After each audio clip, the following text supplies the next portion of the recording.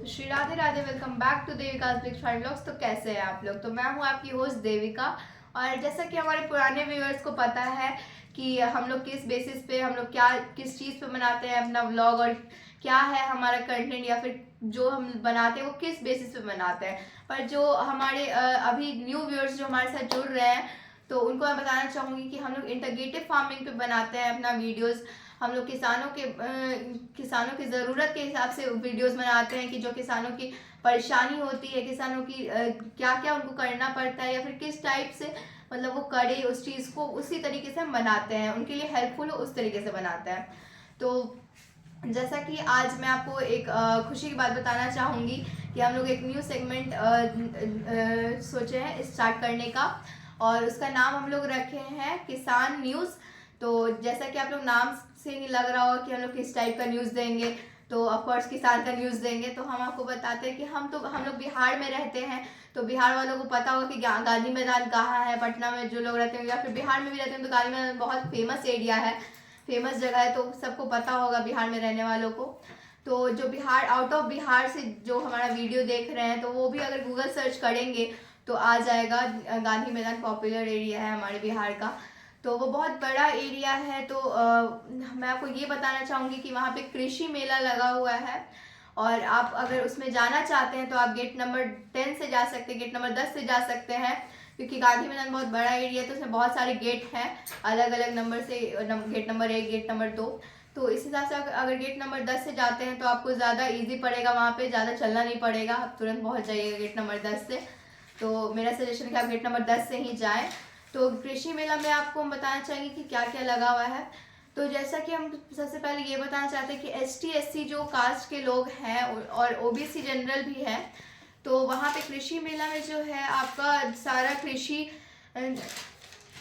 से जुड़ा हुआ, मछली पालन से जुड़ा हुआ, और आपका ये पशुपालन से जुड़ा हुआ सारा चीज़ वहाँ पे मिल रहा है। और मैं आपको ये बताना चाहूँगी कि ये बिहार सरकार द्वारा लगाया गया है, बिहार सरकार द्वारा सुविधा दिया गया है किसानों को, कि वो किसान कृषि क्षेत्र में हम लोग हमारा बिहार और आगे बढ़े, पशुपालन में और आगे बढ़े और मछली पालन में भी और आगे बढ़े। तो ये इस हिसाब से बिहार सरकार ने ये सुविधा दी है।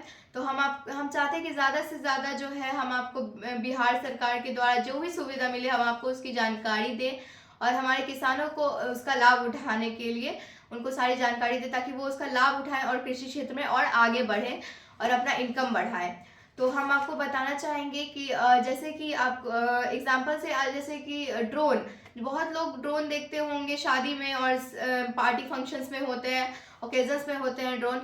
वो ज़्यादातर जो है वास्ट एरिया में, बहुत बड़े एरिया में ड्रोन जो है वीडियो रिकॉर्डिंग के लिए यूज़ होता है। तो वीडियो रिकॉर्डिंग के लिए यूज़ होता है। तो अब एक न्यू अब जैसे जैसे जिस टेक्नोलॉजी में आगे बढ़ रहा है, तो टेक्नोलॉजी में एक और चीज़ आ गया चेंजेस, जैसे कि ड्रोन जो पहले वीडियो के लिए यूज़ हुआ करता था, अब वो स्प्रे के लिए भी यूज़ होता है। जैसे खाद आप स्प्रे कर सकते हैं, अच्छे केमिकल आप स्प्रे कर सकते हैं, तो जिससे जो है आपके पौधे को, मतलब जो बहुत किसान जो है जो बड़े एरिया में खेती कर रहे हैं उनके लिए बहुत सुविधा होगा कि वो ड्रोन से स्प्रे करें, उनको इजी पड़ेगा, ज़्यादा लेबर कॉस्ट भी नहीं आएगा और वो बार बार इसका यूज़ कर सकते हैं।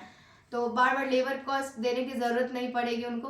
और उसके बाद आपका ये जो ट्रैक्टर हो गया, छोटा ट्रैक्टर है, बड़ा ट्रैक्टर है, वो सब कुछ वहाँ मिल रहा है।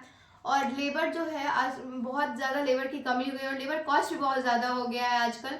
तो इधर 2-3 सालों से जो है हार्वेस्टिंग के लिए जो धान और गेहूं जो है आजकल हार्वेस्टर से हार्वेस्ट होते हैं, तो हार्वेस्टर भी यहाँ पे उपलब्ध है। और एक और मैं आपको बात बता देती हूँ कि ST SC के लिए यहाँ पे बहुत ज़्यादा छूट है, सब्सिडी दी हुई है गवर्नमेंट की तरफ से, बिहार गवर्नमेंट की तरफ से।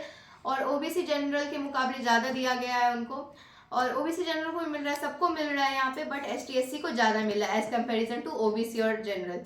तो यहाँ पे ये चीज़ हो गया। फिर मैं आपको एक और इम्पॉर्टेंट बात बताना चाहूँगी कि जैसा कि जो हार्वेस्ट होके जो वेस्ट निकलता है गेहूँ और धान में, तो उसका बहुत किसान लोग जो है उसको जला देते हैं ये सोचकर कि अब उसका कोई यूज़ है नहीं, तो बेकार में उसको क्यों रखना, तो इसलिए जला देते हैं। तो मैं आपको बता देती हूँ कि मैं आपको जानकारी दे देती हूँ कि उसमें जो है कीड़े मकोड़े जो इंसेक्ट्स हैं, वो अच्छे कीड़े मकोड़े भी जल के मर जाते हैं, जो आपके खेत को जो फर्टाइल करते हैं, उसको और शुद्ध बनाते हैं, ताकि आपका जो पौधा है वो और अच्छे से उगे।